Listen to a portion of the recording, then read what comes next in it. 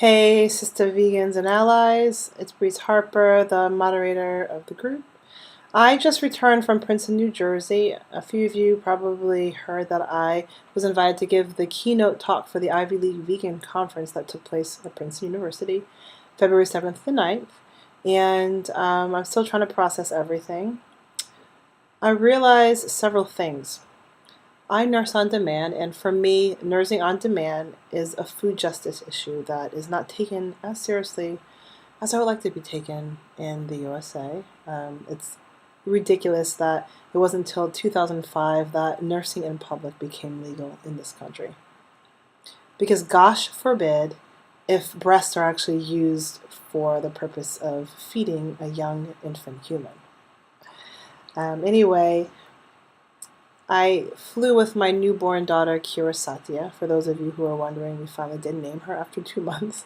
So her name is Kira Satya. Kira is, it means many different things, but for us, we took the meaning of a ray of light from a shining star. So we're keeping with the kind of astronomical themes that we have for our children. My first child's name is Sun, like the sun in the sky. Second is Luna. Luna is moon in Spanish.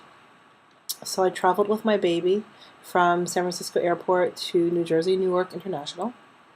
And, well, it's cold. I've been spoiled by the Bay Area weather, I admit it. I do have to say that she was a very good flyer. Didn't cry that much, slept most of the time. But when I arrived to the airport and tried to get my things together, I realized I have to take the New Jersey Transit. So I took the AirTran to the New Jersey Transit, bought my ticket, and then waited for the train. And when I finally got onto the train, I was on a train that had all the old cars. At least the one that I had got on and the one in back and front were these old cars. And there was nothing I could do to comfortably fit a stroller in there. And I was thinking, wow, this is not accessible for people using strollers or wheelchairs.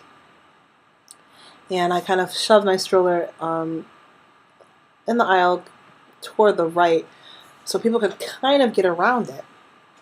And I got a feeling of the mood of most people. It just seems like most people are just in a bitter mood. And I'm assuming it's just the weather. I don't want to think it's all people living in New Jersey that are bitter, but I know that New Jersey people have had horrible winter.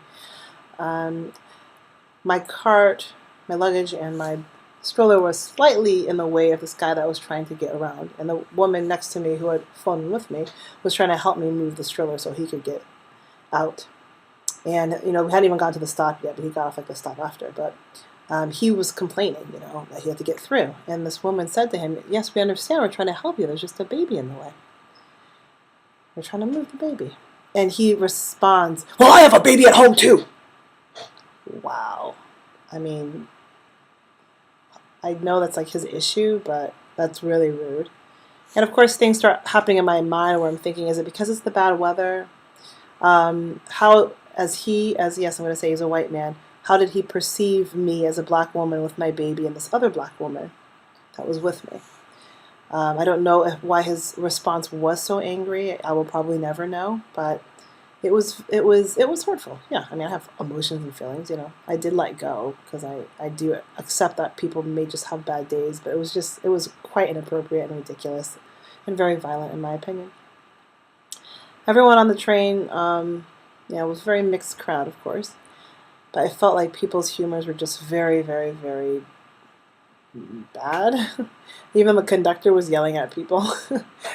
People would try to get off the train, and it's actually, for me, it was unclear, how do you get off, where do you get off? I couldn't hear very well, and he was probably trying to tell people all along where to go, but people got confused. He's yelling at people, no, you can't exit here, you have to go down on the next car, just kind of yelling at people. So I was glad to leave that show. Got to the New Jersey Transit's Princeton Junction stop and took a cab. Whoa, it's like a 7-minute cab ride. It's like $25. Hello, yeah. He knew that I was not from here, so everyone else told me, yeah, it's 15 if it's obvious that you're from the area. They can't rip you off. So I got to the Westin Hotel, and it was nice. Recuperated very well. Baby slept well, and I actually got to the conference the day that it started, but late, so I didn't end up going to where I wanted to go, which was most of the business oriented vegan themes of the conference, which is the first day, which I think is amazing because most conferences I go to, it is mostly activists in the scholarly sense, or actually doing grassroots activism and going out and campaigning, protesting. So they had a vegan business part, which, how to monetize your vegan business, how to market, all that stuff. That's cool. And I wanted to share with you that how I thought about how I would fit into, at the end of the day, when several people came back to the hotel that had given those talks about business and veganism, how I felt when I was in the lounge. Because I actually think this is important as we think about how to access particular work environments, social environments, when you don't fit in, or what is the stereotype. So by this I mean I brought my baby with me, and I'm nursing on demand, and several of the men who had actually given talks that day were talking at a table together, and I thought to myself, well, this is interesting. Should I have the confidence enough to go up with my baby and talk to them? Because I want to talk to them, because I'm interested in people that are advocating for businesses to be more ethical and hopefully be more compassionate toward animals. That's cool. But at the same time, I'm thinking, these are men, and the way things are structured, rarely, if ever, would a man bring their newborn to a professional event. And what that does with the climate. And then I have my baby here at the event, and I also thought that stereotypically, it's not even stereotypically, it's just like when you look at the data of understanding networking and how men build their relationships with each other in the business world, how it's done over, talking about sports, and then, or getting together at the end of the day and having drinks. So I was just thinking, well, I can't even drink if I would want to in this particular situation because I am nursing, right?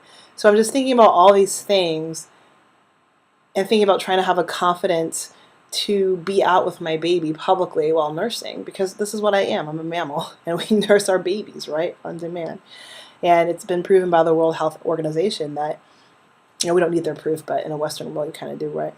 If you're working within that system, that nursing a child on demand until at least 2.5 years old, till the age of 6 if necessary, if you're living in an area where you really need to do that, then that is optimal for their health. So we've got all this data saying this, but at the same time, it's not just me, but many other women who are nursing on demand and wanting to leave the home and do other things like careers, activist work, volunteer work, having that baby on us, and how we're read. And these are the things I'm thinking about. And in combination with that, just how exhausting it was for me to get to this conference with a newborn baby. So it's not that I'm complaining, because I love that it was open. When I said, if you're going to invite me as a keynote, please understand I'm bringing my newborn and I need that support. But just what it did to my body. When you fly such a long distance, it's incredibly dehydrating to begin with, and that's why you should be drinking a lot of water. But imagine you're flying and a little baby is just sucking out of you for 4 or 5 hours off and on. They suck a lot out of you. I fill that diaper when I change it. It is heavy, several times a day. And in addition, just using your body to feed somebody, it takes a lot out of you. So that, and then you're trying to transport not just yourself and your luggage, but you're also, you've got a stroller with you, a car seat, the baby bag, your computer. It's a lot on the body to get from point A to point B, such a long distance. And so when I showed up at the hotel, I just felt so physically and emotionally and mentally exhausted. And I was doing the best that I could. So this is the context. And I'm just kind of thinking about the world, the career world, how what I was able to do, because I am, for the most part, working for myself, it was possible, and it's very rare for us who are the primary caretakers of infants using our body to take care of them, for us to really get the support we need and to find public spaces to network and to network with confidence and be thought of as professional if we want to bring our baby with us or even our children with us. So there's just still this space where I kind of felt it, where the public space, the space for networking and job mobility, it really is still for a particular type of person. That being someone who, it's assumed that they're men who are not the primary caretakers of small children and can even go out and do this particular work. Or go out at the end of the day and have alcohol and beer together and talk about the day, the work day. So I'm not saying that these particular men at the lounge were doing that, but these were the things I was thinking of. Like, it's 2014 and I still talk to women who so desperately want to be really great mothers for their children, especially if they're doing the whole like nursing on demand, but also work, whether they want to or because they have to, or both, outside, and juggling that responsibility of being a really great parent and doing this work. So when I got to the event the next day, I had to take a taxi cab from the hotel to the event at Princeton University, and the hotel was about 4 miles away. So one of the things I was thinking about is that all of the conference participants, I believe, got a deal to stay in the Westin Inn. And for me, it would have been better if I had been placed in a hotel right on campus, because logistically how I had to haul all my stuff and the baby in a taxi out to the campus. So that was a little difficult, but I did plan ahead of time to give myself a little more time, so I could at least get there by the 11:30 event. I was just thinking about these little things where, since I am the keynote speaker, it probably would have made a little more sense to put me in a hotel that's right on campus and I can just kind of walk with the stroller, versus like the hassle of being 4 miles away and not being able to do that, and then having to take a taxi cab. That was like $23 for a 5-minute drive. So we got there, and the people who had organized it and the students had helped did a terrific job of welcoming me and helping me find my way to campus. It was great to meet several young women of color who I'm like, wow, I'm old enough to be your mother. Kind of funny, just talking about their experiences and what they're doing at Princeton. That was nice. It was refreshing. And also talking to them, just about things that I also experienced when I was an undergrad nearly 20 years ago. I started my freshman year at Dartmouth College. So it was great to talk to these young women, but also a little disheartening that they're dealing with the same issues, of what it means to be in a predominantly white institution. And some things, of course, have progressed. But I heard a lot of things that still have been staying the same. So I gave my keynote presentation, and that happened at around 2:30 in the afternoon, and my friend from Dartmouth College, an alum, had actually come down from the city and helped me with Kira. So she held her another room while I gave the talk. And for me, I'm thinking, gosh, this is like, I don't do this very much, but I'm leaving my newborn with my friend. All these things I'm thinking about, I have to let go. Like, okay, did I leave enough milk? Is she going to be okay? Just all these things I think about as a mother to a newborn. And I had to just breathe and then go to the talk. And it was really hard. And on top of that, as much as the baby is a good sleeper, I still have to wake up every hour to 2 hours throughout the night to nurse. So it's not complete sleep. So to give you context, that's kind of sleep deprivation, for months. Years, actually, ever since I had my first child almost 5 years ago. So I went into the presentation hall, and I was introduced by Victor, who was one of the organizers and who had helped to invite me to this event. And I just kept on thinking, you know, I have to breathe, and I started getting really nervous because I didn't feel that I was at my best because I was so focused or thinking about my newborn. And I also, you know, realized I'm at this predominantly white institution, and I've been asked to speak about a subject that, depending on the venue and depending where I am mentally and spiritually and physically, I will often not feel comfortable or safe talking about the subject of whiteness. Even like, you know, a predominantly white institution at Princeton, where there are, I know there are people of color, but there's just something about knowing that it's a predominantly white institution. So all these things are going through my mind, and I'm trying to remind myself to just kind of let go and breathe and be in the moment. So these are the things that I'm juggling and struggling with. So I got to the podium, and Victor introduced me, and I don't like to do this, but when I'm really nervous, I'll use the talk that I prepared versus just notes. So I always prepare a talk just in case, like actually prepare it by writing a talk out. And I really didn't want to just read from my tablet, but to break the ice like I usually do, I introduced with song. And for me, that it sets the tone, it sets the mood. And I think it's a little more relaxing. And it's an alternative way of conveying knowledge, right, through music and song. And, you know, it's an academic conference. And normally, academic means a certain way of conveying knowledge, a certain method, and that being, you know, a written presentation with PowerPoints. You don't do it or convey the knowledge through dance. You don't convey it through artwork or singing, but it's, you know, usually the standard social science way or scientific way of writing. And I wanted to kind of go away from that at the beginning. And I think the song was received very well. And then I used my tablet to read my lecture that I had prepared.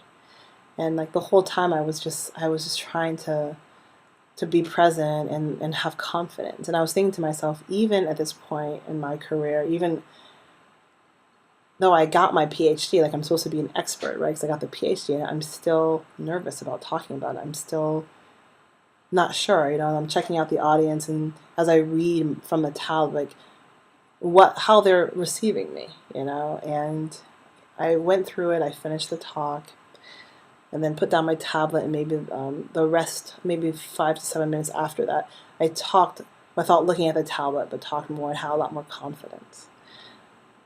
And was trying to not think about my newborn, and just with confidence think that she's okay and everything is okay. I got really great questions and comments, which indicated to me that my talk, what I had to articulate from what I had written, was received pretty well, and that it was at least cogent and coherent enough, because I was worried about, you know, taking out lots of writing and putting it into a lecture sometimes can be challenging. And the comments and questions were great, and it felt like I did spark a lot of things in people's heads that they may have not thought about before, in terms of what does it mean to have your vegan activism or scholarship influenced by racial dynamics in this country of America, and how it's influenced by what I talked about as a system of whiteness. So what does that mean? So yeah, I'm grateful that this was an experience that happened, and what I think I wasn't able to convey as much as I want to is how I got to the podium. You know, what came before. Well, the travels, what's going through my mind, juggling a newborn across the country alone, from the Bay Area to very cold weather that I'm not used to. Negotiating when I should be with my baby in a public space, a professional space, and even renegotiating the word of what professional even means. And if it means I have to compromise the health of my newborn, when it's obvious that if you have access to what you need to nurse on demand, and you can, like, what does it mean to compromise their health and not do it because you're supposed to be professional? So those are the things that I want to share. And in the next part of this, it will be the video that I recorded of myself talking. So, I kind of wanted to give this preface before looking at the video and just have people think about many things that I said. And I've said many times I'm a very open person, and I share basically everything that's going on through my mind so you can understand the process. And that, yes, I'm Dr. Breeze Harper, and I'm a supposed expert in my field, but I'm also a human animal who has emotional life. I have my ups and downs, I have my challenges, and this is how I work it, whether it ends up being good or bad. This is how I came to the podium that day. That's what was going on. So yeah, hopefully we can have more dialogues, I think, with my fans and followers about this concept of the professional and